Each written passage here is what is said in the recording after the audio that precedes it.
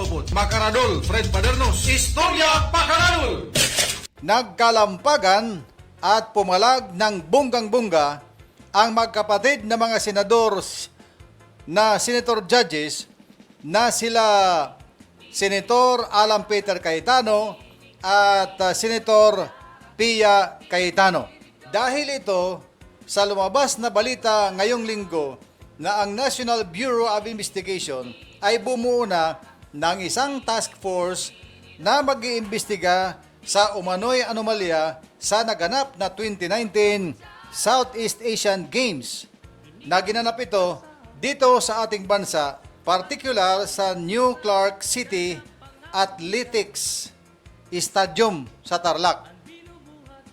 Kung inyong naalala pa ninyo itong SEA Games na ito na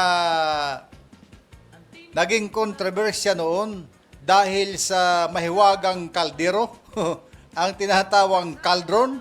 Alam niyo ba ano yung cauldron? Yung tinatawag na kaldero. Itong cauldron na ito, o tinatawag ko muna kaldero, ang itsura nito, ayan, nakikita ninyo sa yung mga screen.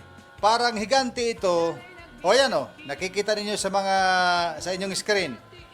Yan ang tinatawag na cauldron o kaldero. Ang silbi dyan, isa itong simbolo ng isang higanting torch na sinisindihan yung nasa taas niya na parang kaldero. Yun, may laman yun na kung anong laman, siguro bulak, o kung ano ba, na sinisindihan ng isang tanyag na atleta or personalidad, at pag yun ay umilaw na, yun ang simbolo sa pagsisimula ng isang malakihang palaro kagaya ng ganito na Southeast Asian Games o isang Olympic. Yan ang halaga, silbi ng isang cauldron o tinatawag ngayon sa biruan na kaldero. Siguro magtatanong kayo, bakit? Anong kinalaman ni Senator Alan Peter Cayetano? Bakit siya pumapalag? Bakit siya init na init sa pagbanat kay Matibag nang i-anunsyo ito na magkakaroon ng investigasyon dyan sa 2019 SEA Games? At kasama pa sa kanya bilang suporta ang kanyang ate na si Senator Pia Cayetano. Ganito yan. Noong maganap ito na SEA Games 2019, ang ngayon na Senador Alan Peter Cayetano ay noon congressman ng 1st District ng Taguig Pateros. Naging congressman siya July 22, 2019 hanggang October 2020. At habang siya ay congressman, ay nahalal siya bilang House Speaker ng Kongreso. At bilang House Speaker na rin ng Kongreso, at the same time, ay nahalal siya bilang chairman ng Philippine SEA Games Organizing Committee o itong tinatawag na FISGOC 2019. Maupay nala kay FISGOC. Kaya kung na fish cut pa ini, delikado. So, FISGOC 2019 chairman ay si congressman noon, Alan Peter Cayetano. So, nakita ba ninyo kung bakit naghihimutok itong si Senador Alan Cayetano ngayon? Dahil may anunsyong NBI na mag-iimbestiga dyan. Anong iimbestigahan? May lumabas kasi na mga balita noon, naging kontrobersya nga ito. Naging kontrobersya hanggang sa nawala na lang. Ang halaga noon nang ginawa yung cauldron ay nakakalula na 50 million. 50 million, 50. Saan napunta yung 50 million? Yun. Ito, ayon sa report, 4.48 million ang para sa disenyo. 13.4 million naman ang para sa paggagawa ng pundasyon ng cauldron na yon, yung poste na yan. Huhukayan sa malalim, mayroong doon, pundasyon na ginawa, yun daw ay nagkakalaga ng 13.8 million. Ang construction naman ay nagkakahalaga ng 32 million. 32 million. So, ang lahat ng ito ay umabot ng 50 million o baka may sobrang konti. Ito yung isa sa nakita na mga kontrobersya. Bakit ito naghihimutok si Senator Alan Peter Cayetano sa nakaambang investigasyon ng NBI dyan sa mga anomalya na sinasabi sa kanyang hinawakan na 2019 SEA Games? Ito ang karagdagan na balita. Hindi lang ang 50 million na yan ang issue dyan.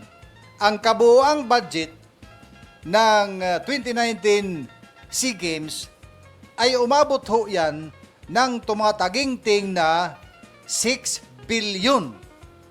Sa litrang B, billion. 6 billion. Biruin mo yun. Palaro-laro lang. Ha? Nag-host tayo ng mga palaro at tayo magtatapon. Maggagasto tayo ng 6 billion. Dahil gusto natin talagang bonggang-bongga ang pag-host natin ng Southeast Asian Games. Maraming paggagastuhan yan, siyempre. Yung 6 billion, lahat-lahat na yan. So, 6 billion. Ang original na proposal ng FISGOC na pinamumunuan ng chairman ni Senator Alan Peter Cayetano, congressman noon, ay umabot ng 7.5 billion. Ngunit nung isa lang ito sa Kongreso for budget deliberation at approval, yung original proposal na 7.5 billion ay binawasan.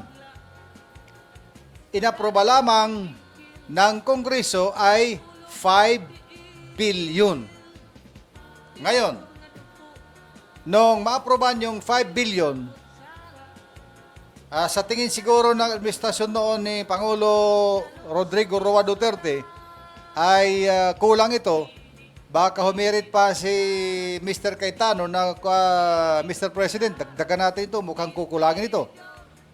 So ayon nga, nagpa-aproba ng karagdagang budget ang Pangulo, si Presidente Rodrigo Roa Duterte, nagpa-aproba ng karagdagang 1 billion. So, 5 plus 1 billion, yun na nga, naging 6 billion.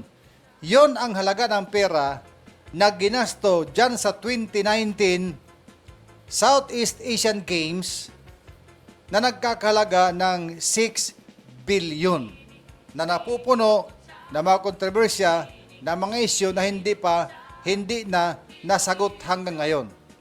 Kaya mahalagang subaybayan itong gaganapin na investigasyon ng National Bureau of Investigation sa kasong ito. 2019 to 2016, 7 taon na ang nakararaan, muling mabubuhay ang kasong ito at iimbestigahan.